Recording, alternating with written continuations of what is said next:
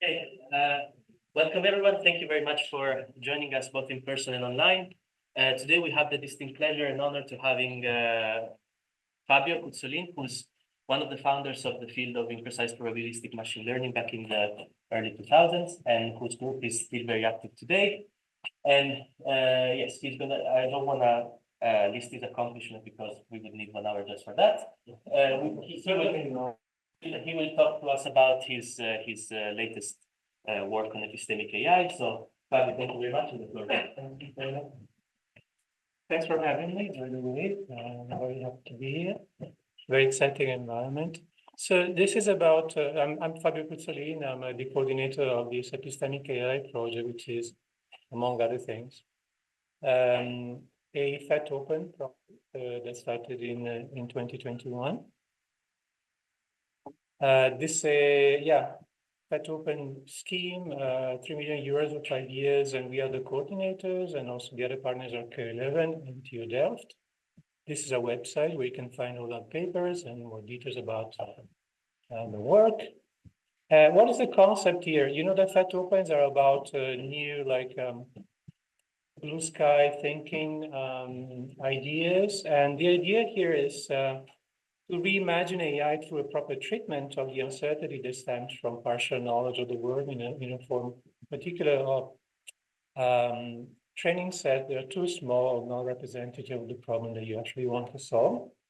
And this is done using techniques from uncertainty theory, imprecise probabilities.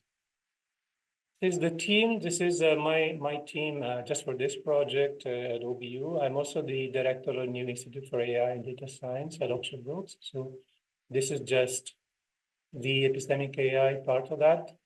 And there's my colleague, Dr. Andy Bradley, who's the head of the autonomous driving group. And there's 2 postdocs, 2 PhD students, and 2 administrators. And K11, there's 2 professors, David Moens and Hans Hallez, and a postdoc and 2 PhD students.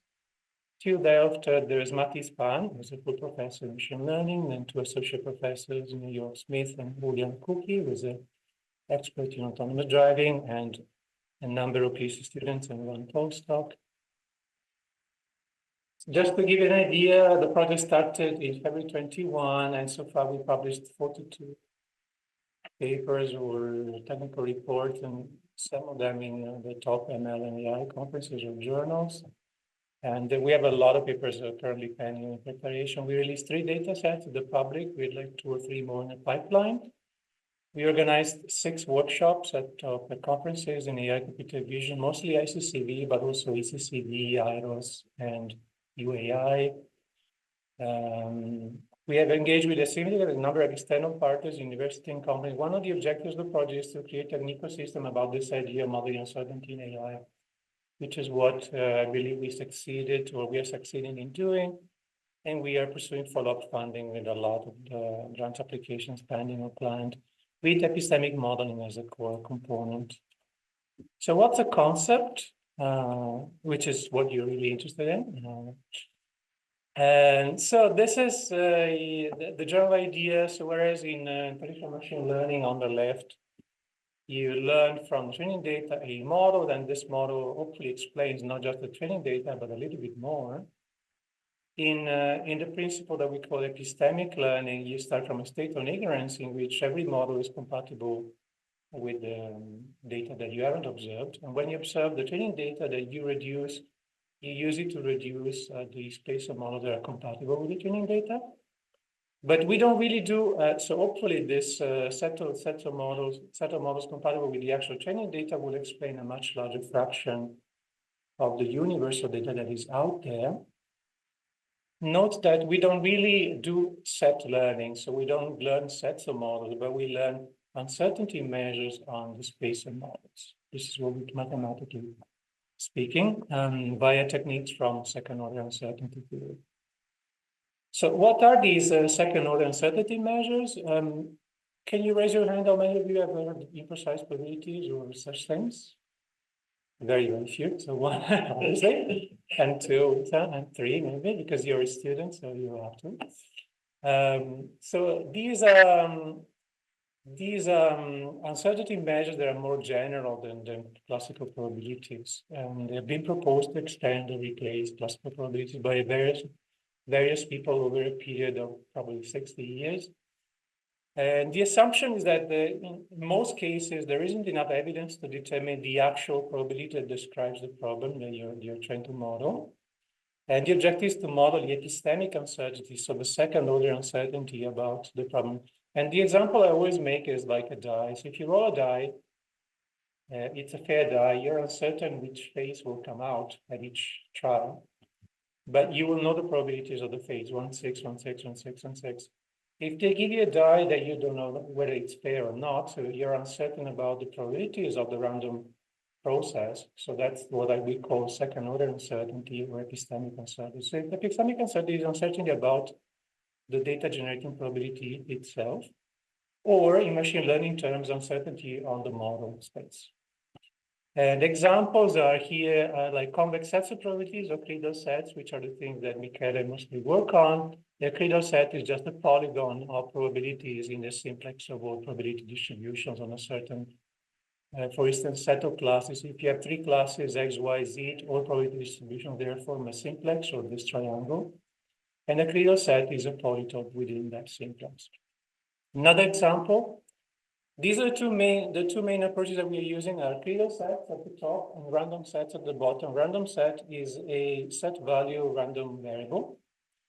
So you roll a die, but then two phases are covered. So when you get a cloak phase, that can be phase 1 or 2. So you're basically observing sets instead of observing single outcomes. And the random variable becomes a random set. The interesting thing is that random sets are mathematically equivalent to themselves to convex sets of probability, so they can also be represented in a credo way.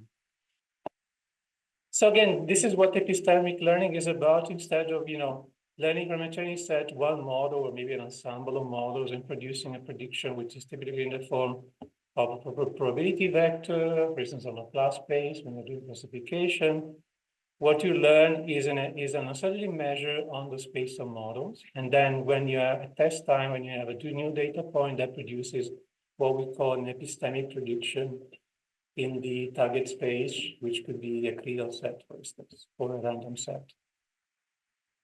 That's the principle. I hope that's clear enough, although obviously there's no time to explain the mathematics of other Euclidean sets or random sets in more detail.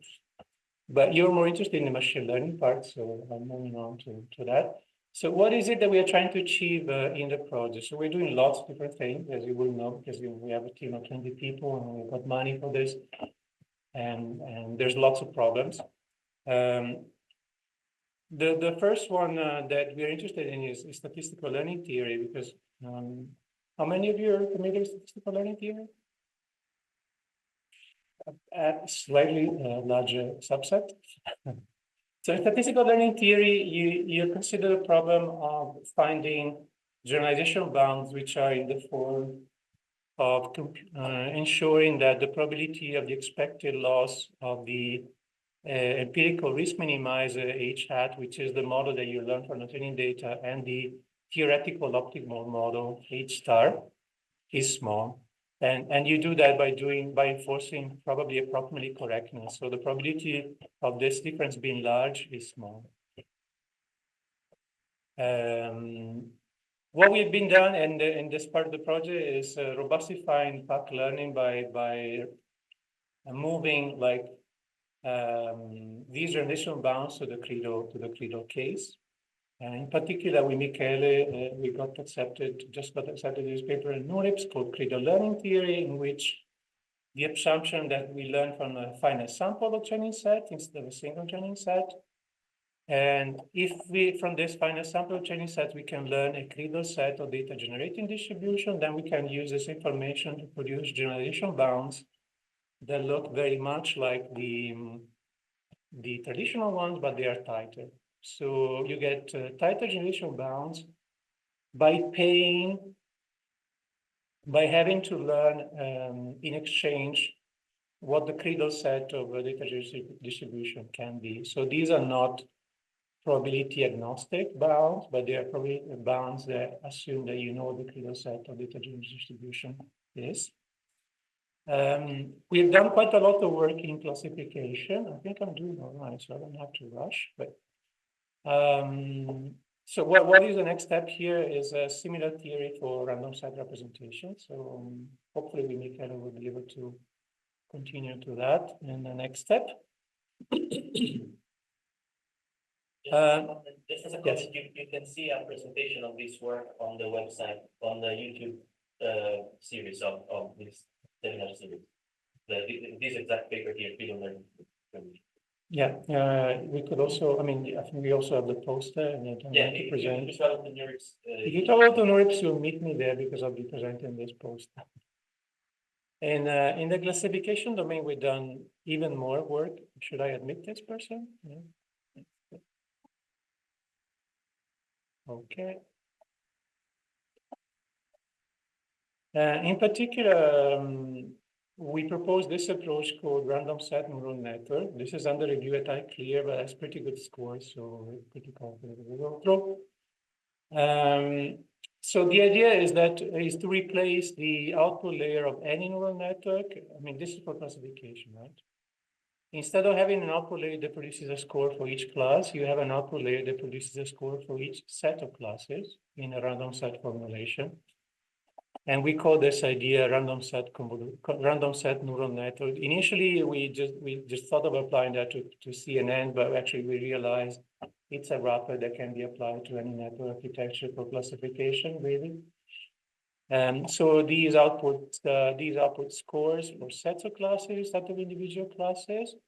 And obviously the trick is that since the power set of the set of classes is exponential in complexity, so the idea is that we learn a fixed budget of what the most relevant sets of classes are by doing clustering on the training data.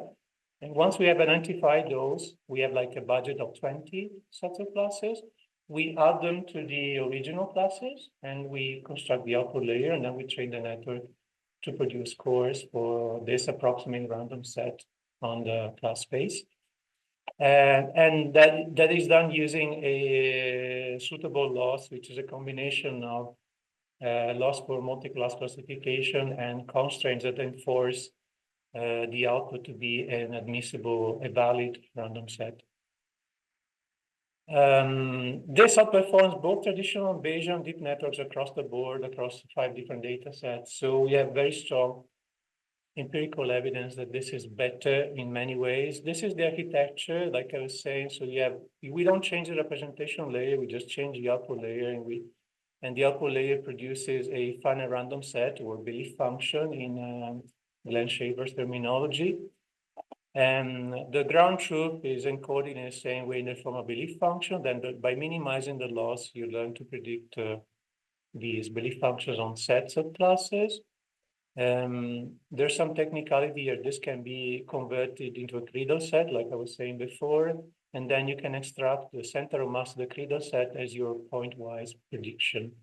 So you can still generate a precise probability prediction, just like in a classical network, by computing the center of mass of the Credo set associated with the predictability function. You have a question? Yeah, how do you say that this class is belong to this set? So no, you learn the ability to compute a probability value for independently for sets of classes. You don't make this assignment. So for instance, if you have classes A, B, and C, then the possible sets of classes are A, B, A, C, B, C, and A, B, C. So instead of having 3 degrees of freedom, you have 8 degrees of freedom, including the empty set. And this is a more general framework, and probability distributions are a special case of those. So you can generate probabilistic prediction, but you can also generate these more general random set predictions, which, like I said, I mean, it's a valid question because, I mean, people are not familiar with these techniques, so, and they're quite not so intuitive. The width of the Credo, what you gain by doing that? The width of the Credo set tells you how imprecise your prediction is. And that depends on how much data you have. So if you have a lot of training data, the width of your cradle prediction will be relatively narrow. And your prediction will tend to converge to precise probabilities. If you don't have a lot of training data, or you are in an out-of-domain distribution situation, then the width of your cradle prediction will be large, flagging epistemic uncertainty. That's a general idea.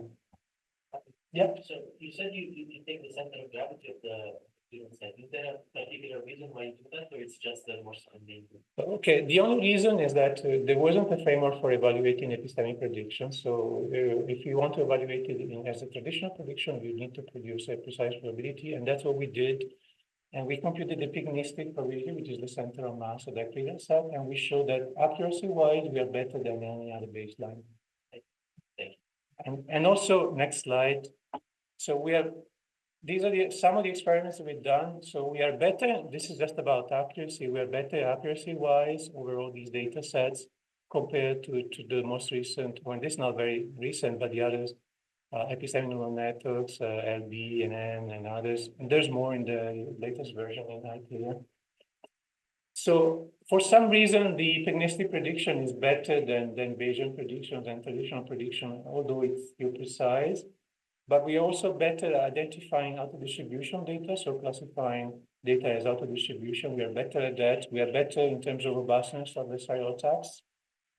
And on top of that, we can also provide statistical guarantees if you plug this into a conformal learning setting. So you can define a non-conformity score by taking the likelihood of the plausibility of the classes, and you generate you can get 95% guarantee on random set predictions in this way. And inference-wise, we are pretty fast. Okay, why this never happened before? Because random sets have exponential complexity if naively implemented. So what I think the key to unlocking this was the clever clustering and budgeting idea at the beginning. So by selecting a fixed budget random of sets of classes, you can unlock the expressive file random sets and get these results. Next paper that we also published in NORIPS, sorry, it says 25, it's obviously 24. It's in collaboration with Carol and it's a deep ensemble, but it's an ensemble of networks that produce a cradle prediction. So this is a classical deep ensemble, and these are trained in whatever way you want to diversify. They produce the probability vectors, and then, for instance, you can do averaging and get a single prediction. In the cradle deep ensembles, each individual network produces a cradle set prediction by itself, and then the ensemble of cradle set predictions is merged, aggregated in a suitable way. And then you can do the same thing. You can compute the central mass and get a precise prediction and so on and so forth. And what we showed was that this is a better way of doing uncertainty quantification. We get better accuracy and lower calibration error compared to conventional ensembles. This was more focused on comparing these cradle ensemble with traditional ensembles. So we compared ourselves mostly with them, but also I think with evidential methods as well. And we're also better at detecting auto-distribution data as measured by OROC and PCR, the usual metrics. For this, on a different variety, different in and out distribution settings, SVHN to find an image, SVHN to image network, and there are various pairs of data sets considered in these experiments.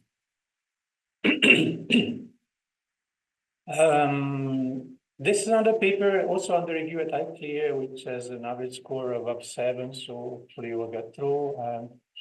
And it's a cradle, we call it a cradle wrapper, and it's the idea is that you can take the prediction produced by Bayesian neural networks by sampling or ensembles, transform into a cradle set by computing a lower and upper probability on the set of classes, and then use a slightly different transform to produce a precise prediction. So instead of computing the average or the central mass, we use something called intersection probability, which is something I introduced years ago, just as a mathematical curiosity. It turns out it is a better representative of a cradle set than the center of mass.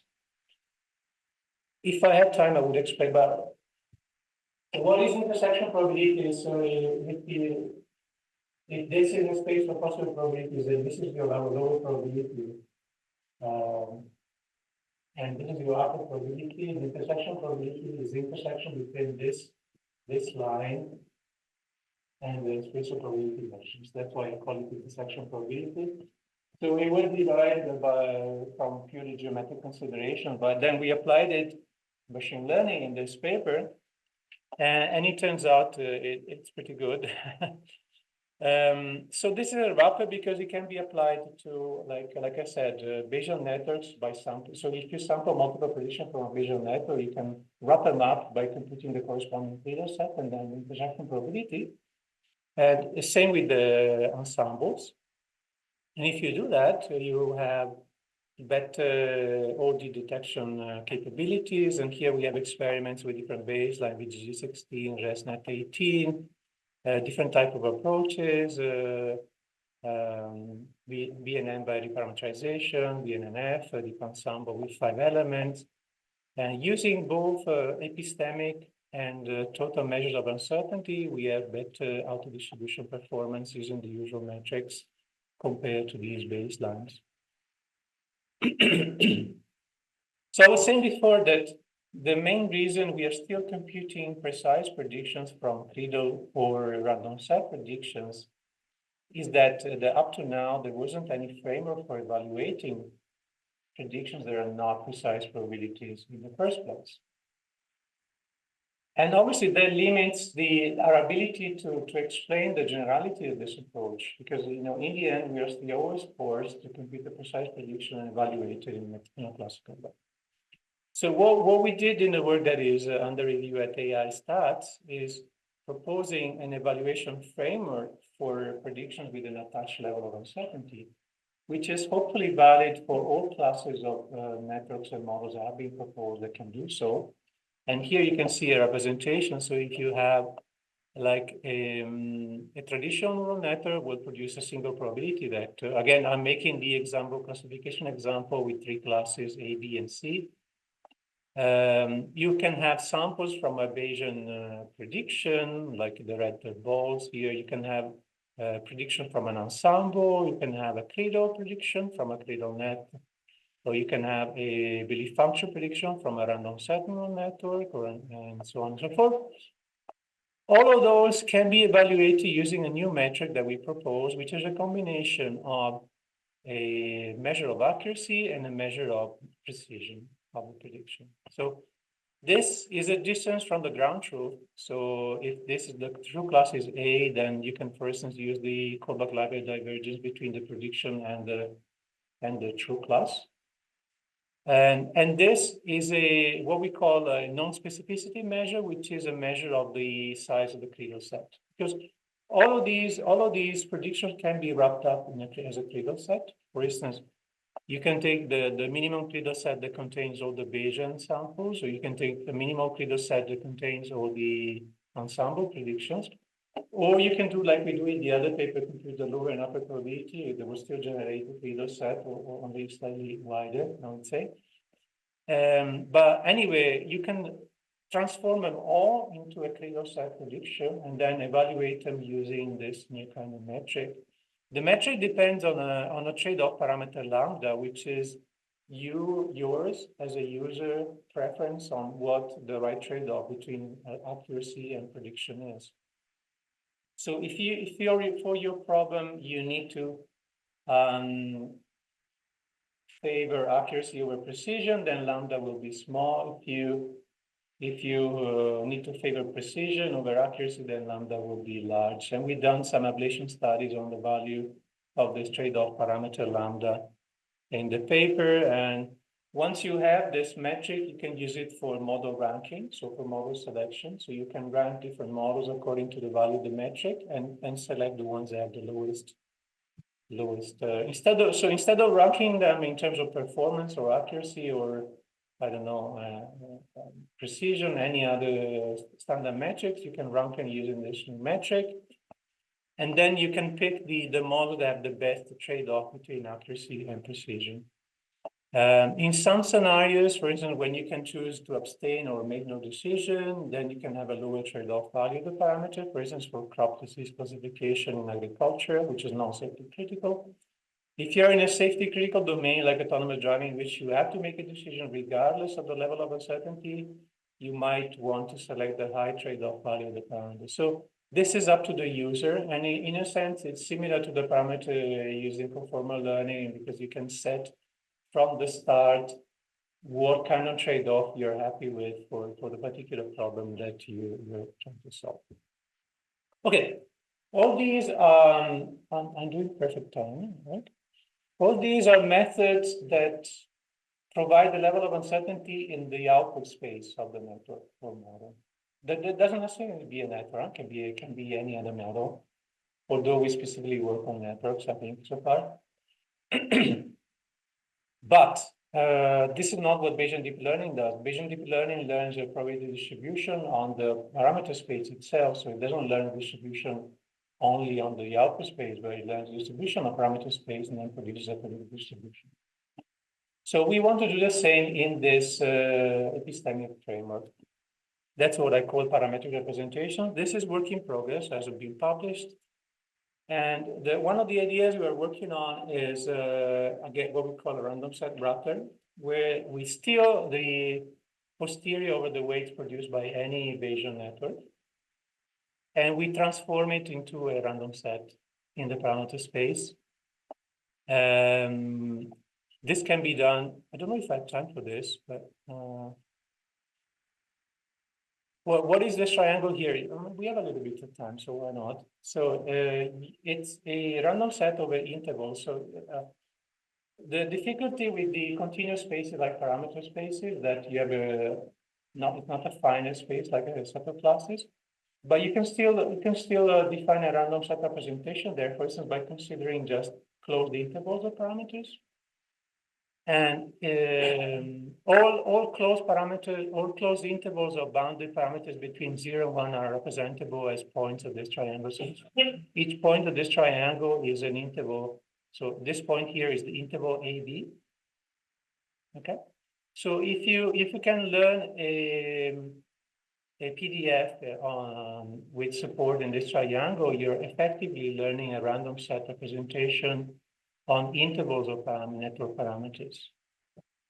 And there are ways of transforming, there are several ways in belief function theory of transforming a probability distribution or a likelihood to a belief function or a random set. So we're using one of this, which is called likelihood transformation, as proposed by Schaefer. We are doing it on a grid of possible intervals, and then we transform this grid of values using MLE into a proper Dirichlet distribution. Are you familiar with Dirichlet distributions? You are. Dirichlet distribution is a popular choice for imprecise probabilities because it can model second-order distributions because it's defined on a triangle, and then you can use it as a distribution of distributions. In this case, we're not using it as a second-order distribution. We are using it as the mass function of a continuous random sets. If you want to know more, come to me, because I understand there's no time for detail here. And then once you have this, you can sample a parameter, just like you do in Bayesian deep learning. You can sample an interval of parameters from this Dirichlet distribution. You feed forward it to an interval neural network, and it will produce you a prediction. So this we are working to submit to each Chi. An alternative way of doing parametric representation with random sets is, okay, I understand it's not the right audience, so I won't tell you much. But there is, in random set theory, there's a generalization of Bayes' theorem, which is called the generalized Bayes theorem. And one of the ideas we're working on is to use this generalized Bayes theorem to do inference on parameters in exact same way that they do in Bayesian deep learning. So I talked about statistical learning theory. I talked about classification in output space representation or in a parameter space representation. An entire different sector of work that we are doing is reinforcement learning. So we are working on all the main sub-areas of machine learning, unsupervised learning, supervised learning, and reinforcement learning, as well as statistical learning theory. So in reinforcement learning, the main leading partner, sorry about that, leading partner is Delft. And they have been pursuing a slightly different strategy based on distributional reinforcement learning. This was published at 2024. And it's about investigating the use of probability distribution to separate aleatory and epistemic uncertainty in value estimation.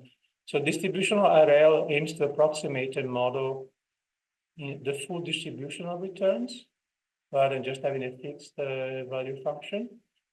And mathematically, this involves projecting an unconstrained distribution onto a set of simplified distributions, similarly to what is done in variational inference in measured deep learning.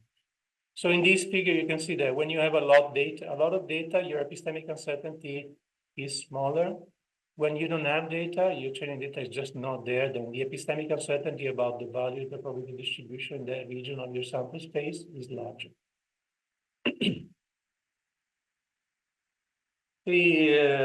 What they did in this paper, they introduced a distributional projection ensemble using a projection operator in a simplified family of probability distributions, and derived a propagation scheme for epistemic uncertainty, implemented these elements in a deep reinforcement learning setting, and evaluated the resulting agents on the B suite and these don't ask me about this because I haven't done this part of the work myself.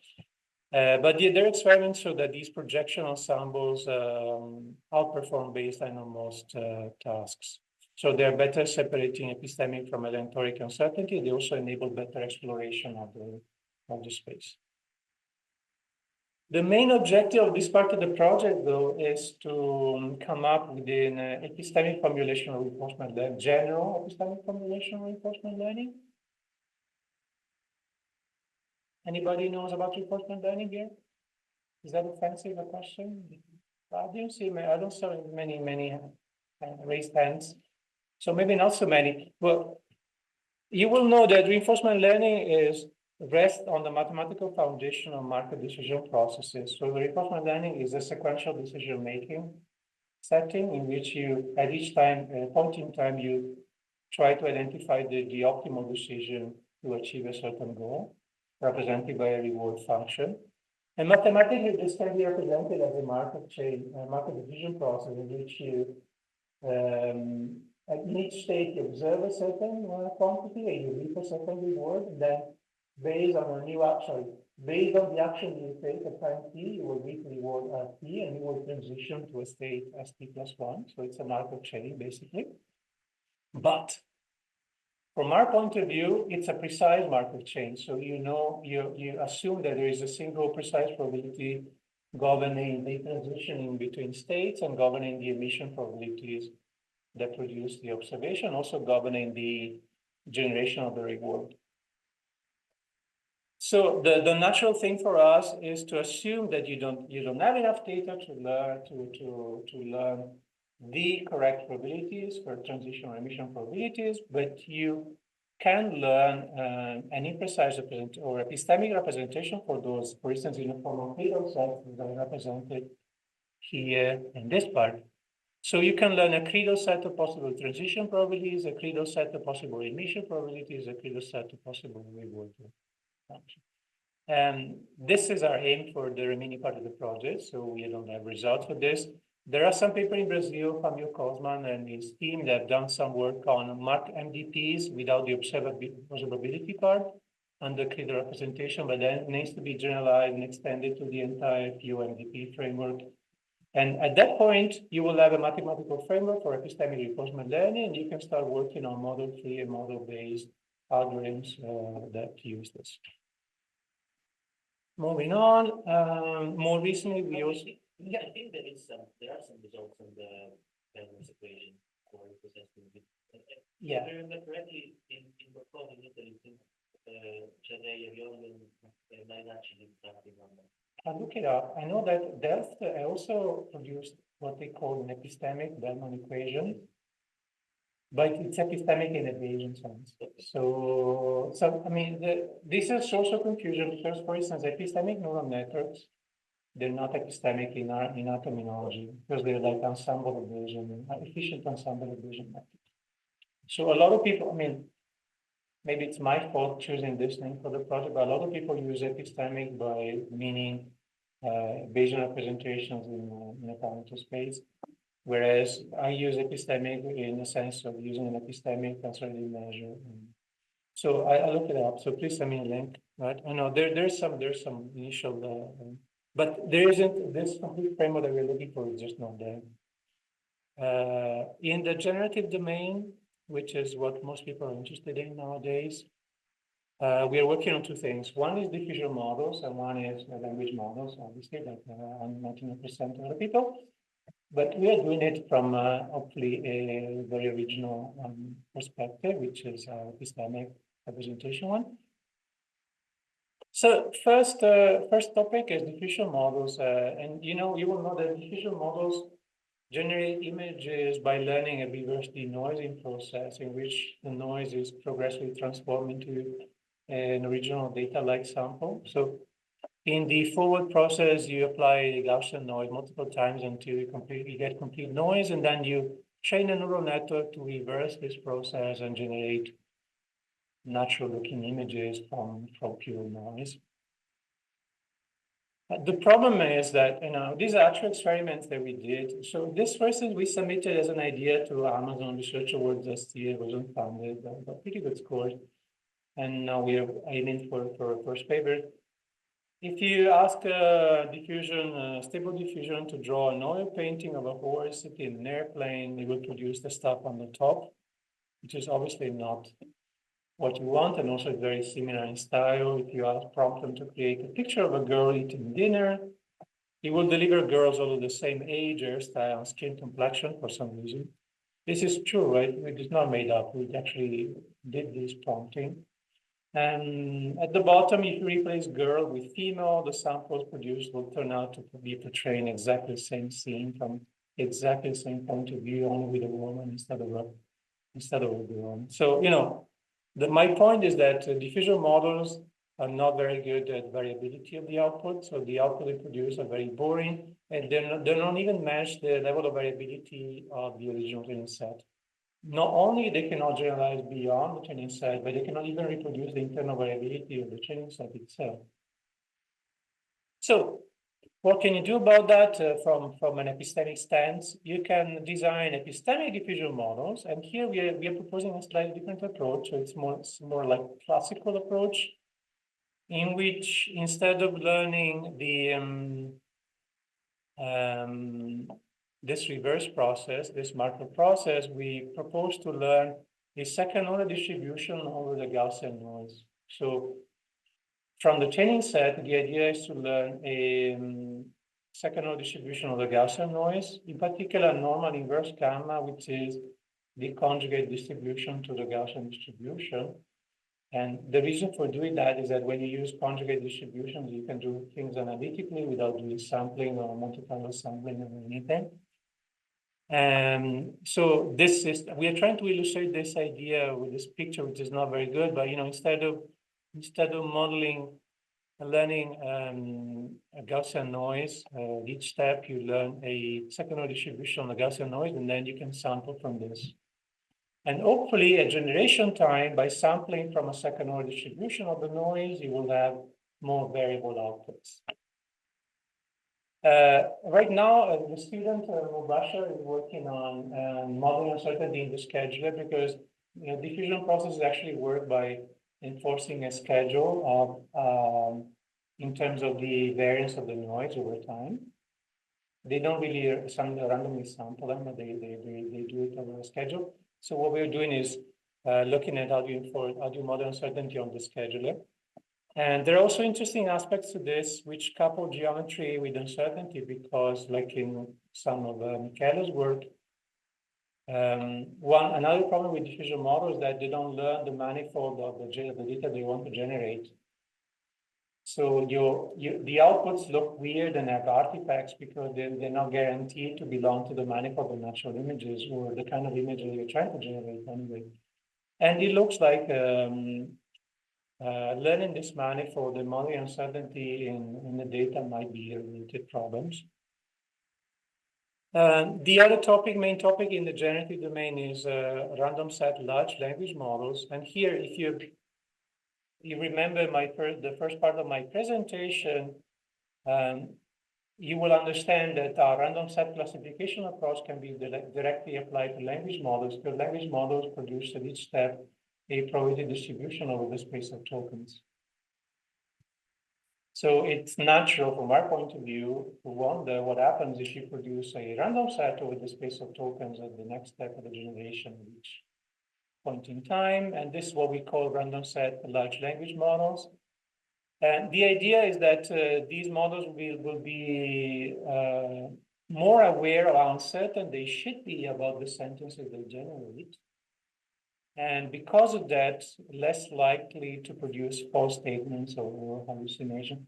There was a Nature paper a couple of months ago by the Yarin Gals group in Oxford, in which they talked about this relation between uncertainty and hallucination from Bayesian spans. And we are doing something like that only from a second order uncertainty point of view. So these random set language models will output a random set rather than a traditional probability over the space of language tokens, for instance, words or parts of words. And we use hierarchical clustering to generate to identify the set of more relevant, the collection of relevant sets of tokens. Because if you remember, we need to do budgeting to bound the complexity of the algorithm. And in this case, we use hierarchical clustering to identify hierarchical clusters of tokens that have meaning, so that the random set is generated only over those. This is kind of a pictorial representation of that. So there are a number of different problems here which we are trying to solve. One of them is that obviously you cannot do training from scratch without having OpenAI scale resources. So what we're doing experiments on Lambda 2 and fine-tuning using LoRa approach, which is what I think a lot of people use. And also this, giving the model the ability of generating a random set gives it a bit, maybe too many degrees of freedom. So we need to constrain that in order for the sentence to be grammatically correct. It comes out kind of automatically in the standard method if you do beam search and such. Whereas I think we are close to ensure that a random set prediction will always generate a grammatically correct sentence. So ensuring grammatical correctness is one of the things that we're working on. The last part of the talk is about how to apply these things to autonomous driving, which is the third component of the project.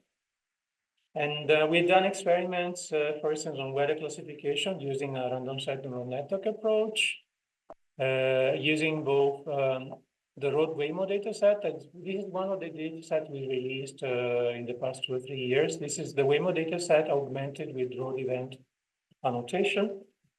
And we showed that, again, random set neural networks are better than traditional CNNs and Bayesian baselines, at least some of them, at cone classification, traffic cone classification.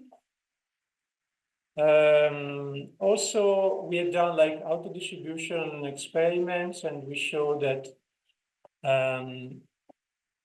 the density of the prediction from Bayesian models is more concentrated than the density of predictions for random set models, which means that the model is better at separating overconfident predictions for out-of-domain data points than traditional methods. We've done a number of baselines on standard tasks for autonomous driving. One is scene understanding. In particular, we call it complex activity detection from road scenes. So this, if you're familiar with computer vision, you have done some object detection. This is a step forward from object detection. So instead of, actually, is a step forward from action detection. So instead of detecting the action performed by each individual agent in the scene, you try to understand what the meaning of the complex activity performed by all these actors together is. And we do this, for instance, if you have multiple cars negotiating an intersection, you have your car arriving, stopping in a red light, and cars coming in from the left or from the right, and the traffic light turns green again, and then you can cross the intersection. And this can last like a couple of minutes. This is what we call a complex activity. So to categorize complex activities, you can model use graphs at two different levels. So you have a local level in which you represent like an interval of 20 frames using a graph of a spatial temporal graph of actions. And then you have a temporal graph which models the global temporal structure of the complex activity. This was published at remarkably 24. We have done also a transformer-based framework for pedestrian trajectory forecasting, in which we model the scene, but also the spatial, social, and temporal features of agents involved. And we combine the two features, and then we can make both deterministic and stochastic predictions using variational encoders. And this state-of-the-art performance with 100 times fewer parameters than competitor methods. So it's very, very lightweight and much more deployable on actual autonomous vehicles. This is under review at TMLN. What we want to do also, we want to extend the epistemic learning approach from classification to regression, particularly object detection. And one of my people are working on this epistemic object detector idea. I think this is the better slide. So once again, we want to do a learner random set representation over intervals, but so you recognize a distribution here. So if you have a bounding box, this has 4 coordinates, x1, y1, x2, y2. So you have 4 components. So you can learn a random set representation for intervals of the first coordinate, intervals of the second coordinate, intervals of the third coordinate, and so on. So you have like a joint Dirichlet representation over the space of bounding boxes. And then you can design suitable loss function to predict these kind of random set representation on the space of bounding boxes. And then you can sample from those, and you will get like a cloud of possible object locations and classes. This, we were hoping to send this to CVPR, but there's still some experiments to do. And this will be the first instance of an uncertainty-aware object detector. Never been done before. We've done on the side, we've done a lot of data set releasing and workshop organizing. So the Road++ workshop at SCCV 23, then the third workshop of the series at SCCV 24, we released the new road Waymo data set, which builds on the Waymo data set by adding road event annotation. And now we are working with Khalifa University in the UAE on annotating videos from Abu Dhabi and Dubai in the same way. This is road Waymo. So basically, we took the road Waymo dataset, which didn't have any of this semantic annotation, and we annotated with bounding boxes and 3 different sets of labels, which are the class of the agent involved, the class of the action the agent is performing, and the location with respect to the vehicle. So this triplet of labels we call a road event. So we annotated the Waymo dataset with road events, so triplets of labels, and this is 7 times larger than the previous road dataset, which was videos from the city of Oxford. And now we have a multi-city, multi-state, and now multi-continent soon with the UAE dataset that can be used for domain adaptation in autonomous driving as far as situational awareness is concerned. This is Road UAE. This is an example frame from the Road UAE dataset. And also we're working on a road intent dataset captured on a nearby campus, in which So this is supposed to be about inverse reinforcement learning. So we want to learn the reward function of the agents involved in the scene. And we do that by scripting what everybody's supposed to be doing in the scene. So you need to cross the road, get into the shop, and then come out and cross the road again. So we know what the ground truth intention of each agent is. And then we can test the ability of any algorithm to learn preferences, agent preferences, or alternatively reward functions in a reinforcement learning setting. Ongoing future work, and then I'll finish. Michele says we don't have to leave the room, so if you want to ask questions later, you can do it. So the thing that we are working on, and I'm particularly interested in, is the extension of this epistemic learning idea to continual learning. If anybody here is interested in continual learning is about learning from streams of data over time. So instead of learning one-off the best model, you just keep updating your model over time. And you can do that in an epistemic way. So if you learn an epistemic model from an initial batch of data, then you learn another one from the second batch of data, you can combine the two and reason over time in order to reduce, hopefully, your epistemic uncertainty about the problem by collecting more data and updating your epistemic model. So I'm working on follow-up plant applications on this.